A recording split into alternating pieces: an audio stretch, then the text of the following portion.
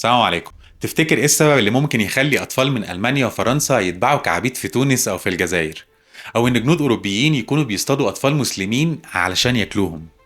دي مش تهيؤات ولا تخاريف، دي حقائق من الحروب اللي غيرت تاريخ العالم كله. اهلا بيكو في استوريتو.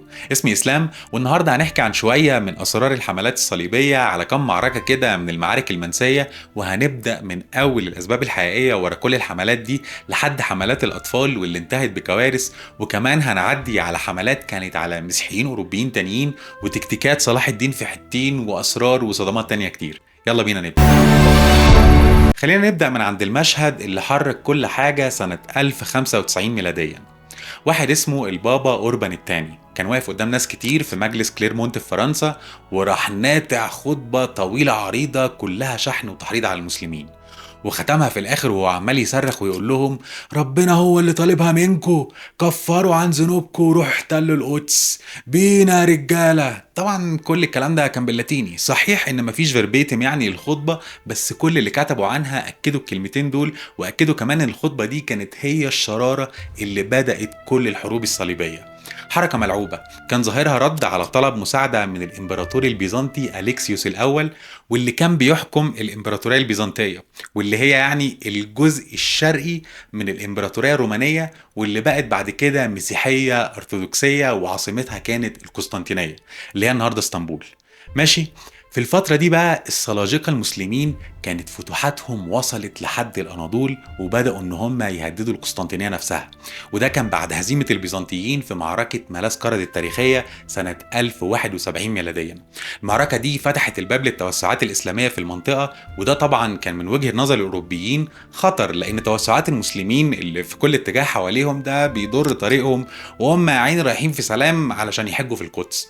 بس طبعا زي ما انت عارف كل ده اصلا كان هاتش، لان الحقيقه ان اوروبا كانت خربانه خالص.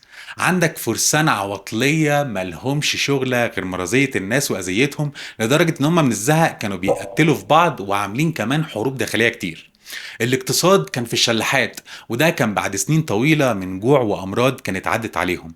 الكنيسة بقى شافت إن الحل عندها بفكرة بنت جنية هتهدلهم الدنيا وتخف الضغط اللي عليهم، وتلم بقى كل الفرسان العواطلية والجعانين والمشردين، كل ده يا باشا يلا يخرج من أوروبا، وفي نفس الوقت يردوا على تهديدات المسلمين، واللي كانت من وجهة نظرهم زي ما قلنا جاية لهم من كل اتجاه.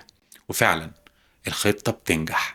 حوالي 100,000 شخص في الحملة الأولى لوحدها، من نبلاء أغنياء باعوا قصورهم على فلاحين كانوا بيبيعوا كل اللي حيلتهم ويسيبوا أراضيهم، كل ده علشان يمشوا آلاف الكيلومترات علشان يقدروا يوصلوا للقدس. والنتيجة كانت كارثة بكل المقاييس. من كل 10 أشخاص واحد بس هو اللي قدر يوصل للقدس، والباقي كلهم ماتوا. مؤرخين كتير بتأكد على ان 75% على الاقل من اللي شاركوا في الحملة الاولى ماتوا قبل اصلا ما يوصلوا للقدس. بس الحملة الاولى دي كانت واحدة من 8 حملات رسمية، لكن الحقيقة ان كان في مئات الحملات اللي كانت بتطلع من اوروبا ضد المسلمين على مدار 200 سنة.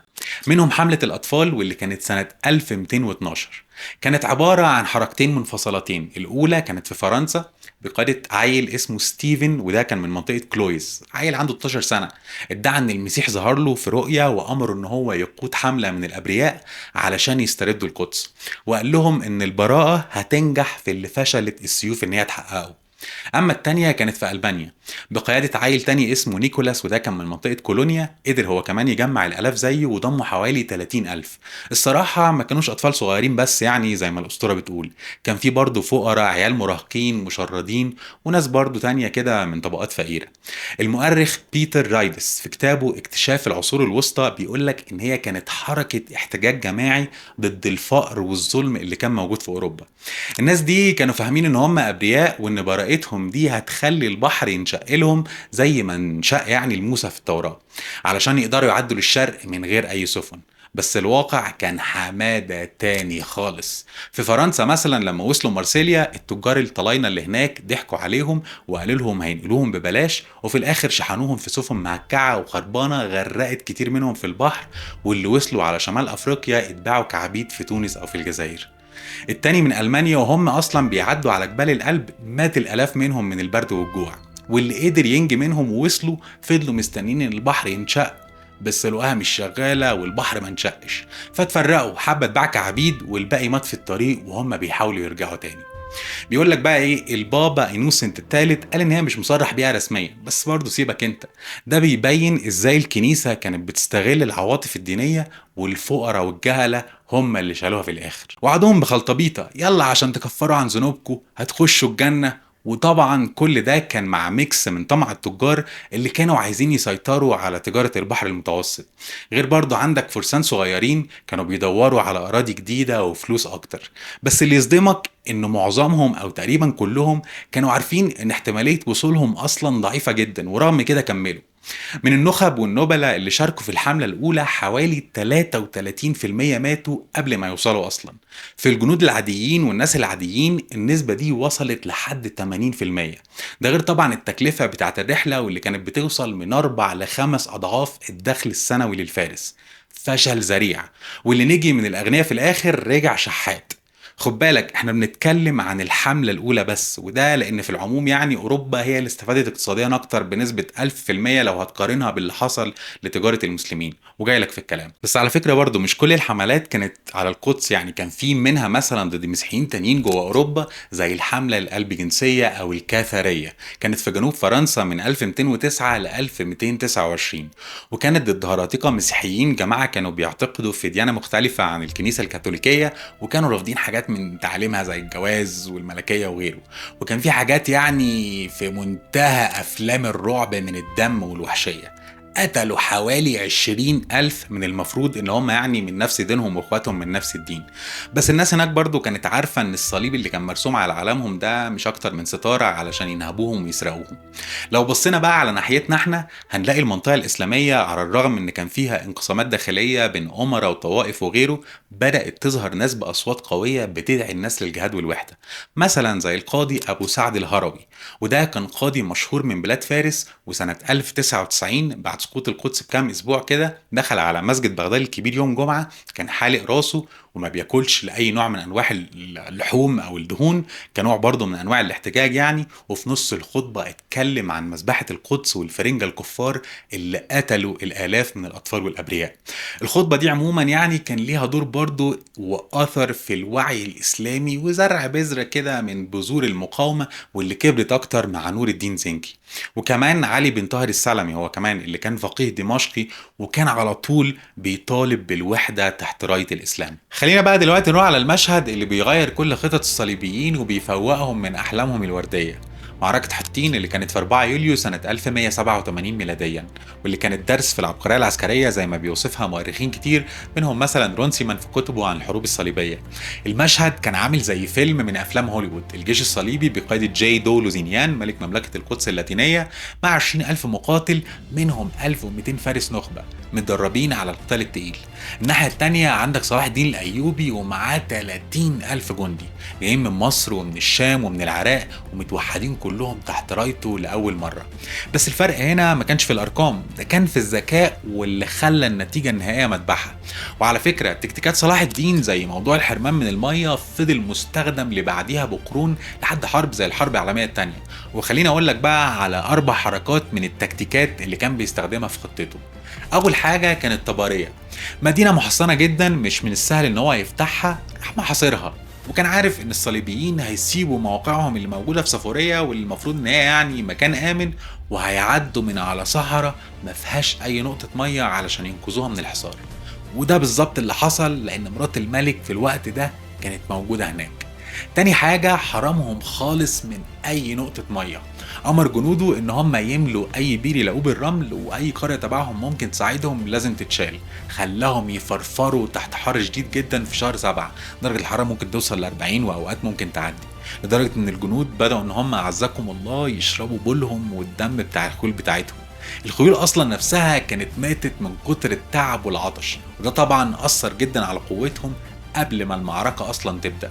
تالت حاجة كانت حرب نفسية، كان بيخلي رماة الخيول يجروا يحدفوا عليهم سهام ويروحوا راجعين تاني بسرعة، بحيث ان اي وقت يحس ان هم عايزين يرتاحوا او يريحوا شوية يروحوا طالعين حملة عليهم، يرموا عليهم شوية سهام ويروحوا عاملين شوية نوش لحد لما حسوا ان هم متحصرين وعايشين في كوابيس ما بتخلصش. رابع حاجة، لما وصلوا عن السهول بتاعت حطين بدأوا ان هم يولعوا نار في الحشائش اللي كانت موجودة حواليهم، وده طبعا عمل دخان ابن لذينه خنقهم وعماهم وزود عطشهم، بقوا عايشين جحيم على الارض.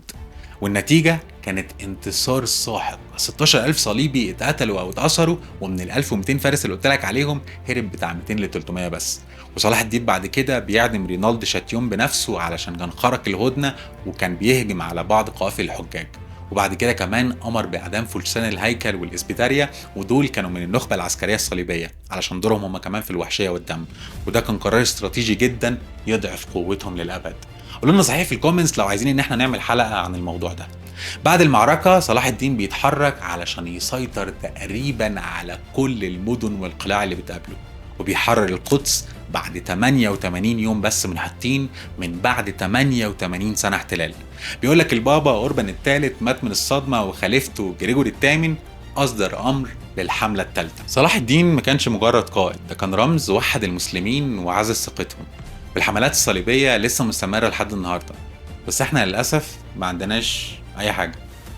المهم بعد النصر المعارك ما وقفتش، وخلينا بقى نروح للجزء المنسي واللي هيصدمكم أكتر بكتير. أول صدمة كانت حصلت في حصار أنطاكيا اللي كان من سنة 1097 ميلاديا ل 1098 ميلاديا. ده كان أطول وأقصى حصار في الحملة الأولى، استمر لمدة 8 شهور، كانوا عاملين زي جحيم حقيقي. الصليبيين كانوا متحصرين تحت أسوار المدينة الكبيرة دي، والجوع وصل لدرجة مرعبة خلتهم بياكلوا لحوم بشر، ومصادر كلها أصلا مليانة تفاصيل مقززة جدا. بيقولك الجنود كانوا بياكلوا الجلود بتاعت الأحذية بتاعتهم بعد ما يسلقوها، وكانوا بياكلوا لحوم الخيول الميتة، لحوم حتى الناس اللي بيموتوا منهم، ومنهم اللي كان بيصطاد أطفال مسلمين علشان يشويهم يعني وياكلهم. في مذبحة حصلت بعد سقوط المدينة بخيانة واحد أرمني اسمه فيروز في 3 يونيو سنة 1098. وبعد كده قتلوا آلاف المسلمين، وحتى قتلوا مسيحيين شرقيين بس كانوا فاكرينهم مسلمين، وده بشهادات منهم نفسهم. وفي أنطاكيا لحد النهارده في تركيا لسه آثار الحصار ده موجودة تشهد على الصراع ده. تاني صدمة كانت حصار معرة النعمان سنة 1098 ميلادية، مجزرة منسية مرعبة وتعتبر هي أسوأ حادثة في تاريخ المدينة دي، واللي لما وقعت بعد شهر في إيد الصليبيين بدأوا إن هم يسلقوا الناس البالغين ويشووا الأطفال على سياخ. رالف كين قال بالحرف واحد منهم: اخواتنا المسيحيين ما ترددوش في سلق الوثنيين وشوي عيالهم واكلهم. تالت صدمه بقى واللي ناحيتنا دي شويه كانت الحروب الداخليه واللي وصلت لعمق سوريا والعراق، واللي ما كانتش محصوره بس على الساحل زي ما ناس كتير بتتكلم او فاكره. سنه 1137 مثلا الامبراطور البيزنطي يوحنا الثاني كان هاجم مناطق زي حمص وحماه وبعلبك علشان يرجع سيطرته على المناطق دي مره تانية من المسلمين. بس ده كله كان بيستغل فيه الانقسامات اللي كانت بتحصل بين الامراء المسلمين نفسهم، بين سلاجقة الروم السنة والفاطميين الشيعة، واللي كانوا مشغولين بصراعاتهم السياسية اكتر بكتير من الوحدة ضد الغزاة. ده ومنهم كمان اللي اتحالف مع الصليبيين ضد مسلمين تانيين علشان يضعفوا بعض. ده طبعا خلى الصليبيين ان هم يتقدموا يعني بسهولة ونسبيا اكتر من المسلمين. مش بيفكرك بحاجة الكلام ده؟ ها؟ انا بتكلم على التحالف المستحيل اللي هو كان بين الفاطميين الشيعة في مصر لما تحالفوا دبلوماسيا مع الصليبيين ضد سلاجقة السنة في حصار انطاكيا، وبعتوا 15 مبعوث بيتكلموا لغات مختلفة علشان يناقشوا معاهم ازاي يضربوا العدو المشترك. كانوا بيشيلوا رؤوس الاتراك كأنهم غنائم، ده غير ان كان في بينهم طرق تجارة سرية. وقتها كان الشيعة والصليبيين مع بعض ضد السنة. بس برضو الامبراطور البيزنطي على الناحيه الثانيه يعني اسحاق الثاني انجيلوس بيقول لك ان هو اتفاوض في السر مع صلاح الدين ضد الصليبيين وبعت له خططهم علشان يعطل حملته. لكن يعني نقدر نقول على الجزء ده برضو ان هو خيانه من عندهم والله اعلم. بس الاكيد ان كان في لعب وخيانات منهم فيهم جامدة جدا زي مثلا الحملة الرابعة، واللي بدل ما تروح القدس هجمت القسطنطينية وتسببت في كارثة كبيرة. دي كانت من أكبر خيانات التاريخ المسيحي كله.